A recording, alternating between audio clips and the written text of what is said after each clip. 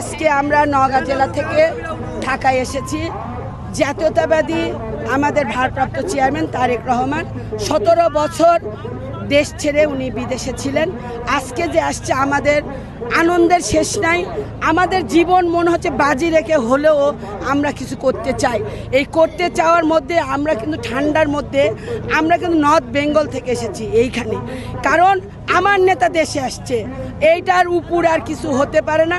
17 বছর যা হয়েছে আমরা মনে করছি বাংলাদেশে তিনি নতুনভাবে হাল ধরবে এবং বাংলাদেশকে উজ্জীবিত করবে এবং নারীদের নিয়ে কাজ করবে এবং জনগণের নিয়ে কাজ করবে। আমরা চাই আমাদের নেতা আমাদের দেশে আসতেছে, উনি এই দেশে জন্মগ্রহণ করেছে, উনি এই দেশেই রাজনীতি করবেন, উনি আমাদেরকে নিয়েই করবেন।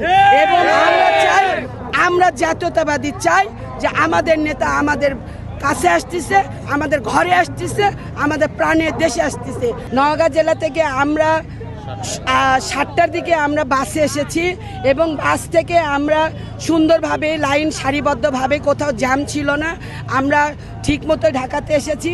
এবং আমরা নারীদের জন্য যেটা বলছেন, নারীদের জন্য তারেক রহমান যে 31 দফা দিয়েছে তার মধ্যে 24 দফাতে লেখা আছে একটি নারীকে প্রত্যেকটার একটি করে তাদের কার্ড দেওয়া হবে, সেই কার্ডটা হবে ফ্যামিলি কার্ড। আমরা এতেই খুশি, কারণ নারী ভোটার যেখানে সমান পুরুষ ভোটারও 50, নারী ভোটারও 50, সেখানে নারীদের নিয়েও তার চিন্তাভাবনা আছে বলে আমি আশা করি। আমরা আরও আশা করি যে আমরা যে দল করি নিঃস্বার্থভাবেই দল করি।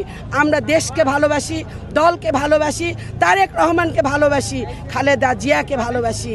আর আমরা আমাদের শহীদ প্রেসিডেন্ট জিয়াউর রহমানকে দেখিনি, তার আদর্শকে নিয়ে আমরা ভালোবাসি। তারেক জিয়া আসছে, বাংলাদেশ হাসছে। গত 17 বছর আমরা ঘরে থাকতে পারি নাই, আমাদের অনেক হামলা ছিল। আমি নিজে ব্যক্তিগতভাবে 10 বছর বাসায় থাকি নাই, 10 বছর কোনো ঈদ করতে পারি নাই।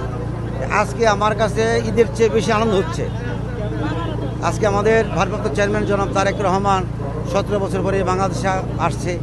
আমরা তাকে সম্বর্ধনা দেওয়ার জন্য এখানে এসেছি। আমাদের কাছে খুব ভালো লাগতেছে।